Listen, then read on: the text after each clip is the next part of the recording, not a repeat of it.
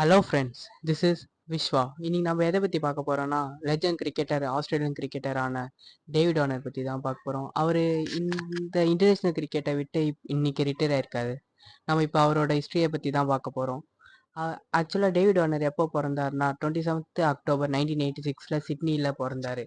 அவர் என்னன்னா 13 ஏஜில் வந்து லெஃப்ட் ஹேண்ட் கிரிக்கெட்டராக தான் ஆடிந்தார். ஆனால் என்னன்னா அவர் ஏர்லேயே ரொம்ப அடிக்கிறதுனால என்ன சொல்லிட்டாங்கன்னா அவரோட கோச் ரைட் சைடில் மாறுங்கன்னு. ஆனால் அவருக்கு ரைட் சைடில் ஆடும்போது அவருக்கு வந்து பேட்டிங் ஒழுங்காக வரல காரணத்தினால அவங்க அம்மா கிட்ட போய் கேட்கும் போது அவங்க அம்மா சொன்னாங்க, உன்னோட எபிலிட்டி எது, நீ ஸ்டார்டிங்லேருந்தே எப்படி ஆடிந்தியோ அதுலேயே ஆடி, என்ன இருந்தாலும் பார்த்துக்கலான்னு சொல்லிட்டு அவர் திருப்பி லெஃப்ட் சைடில் ஆடி இப்போ பெரிய கிரிக்கெட்டராக மாறியிருக்கான்னு நமக்கு தெரியும். அதேமாரி அவர் சாதாரணமாலாம் பெரிய ஆளால அவர் வந்து அட் த ஏஜ் ஆஃப் 14 வந்து அவர் வந்து சிட்னி கிரிக்கெட் கிளப்க்கு விளையாடிருக்காரு.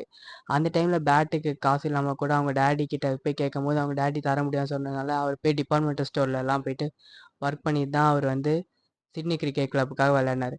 ஆனால் அட் த ஏஜ் ஆஃப் 19 அவர் அண்டர் 19 செலக்ட் ஆகிட்டு ஆஸ்திரேலியாவுக்கு ரெப்ரசன்ட் பண்ணார். அவர் ஆஸ்திரேலியாவுக்கு ரெப்ரசன்ட் பண்ணும் போதே அவர் எப்படின்னா டெபியூ வந்து ரஞ்சி ட்ராஃபி, லைக் ஆஸ்திரேலியாவில் வந்து ரஞ்சி ட்ராஃபி அது மாதிரிலாம் ஏதாச்சும் இருக்கும்ல, ஆனால் அவர் அது மாதிரிலாம் ஆடவே இல்லை.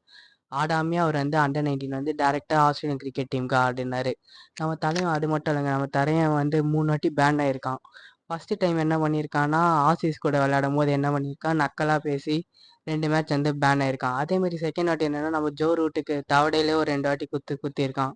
எதனாலனா ஜோ ரூட்டோட ஒய்ஃப் பற்றியே தப்பாக பேசியிருக்கான். அது மட்டும் இல்லைங்க, உங்களுக்கே தெரியும் 2018 வந்து தலைவன் ஸ்டீவ் ஸ்மித்தும் இவனும் வந்து ஒரு வாட்டி பேன் பண்ணாங்க. எதனாலனா பால் டேம்பரிங் பண்ணி. ஆனாலும் கம்பேக் கொடுத்து இப்போ பெரிய லெஜெண்ட் ஆயிருக்கான்.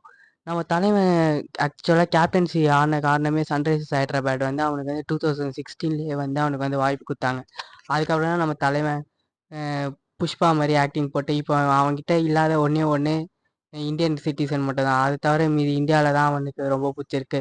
அதே மாதிரி அவன் சும்மாலாம் இல்லைங்க, அவன் ஐபிஎல்லே வந்து என்னன்னா தொடர்ந்து கன்சிக்யூட்டிவாக 500 ரன்ஸ் மேலே அடிச்சவனா அவன் ஒருத்தவன் தான். அதே மாதிரி 3 ஆரஞ்சு கேப்பும் இது வரைக்கும் வாங்கியிருக்கான்.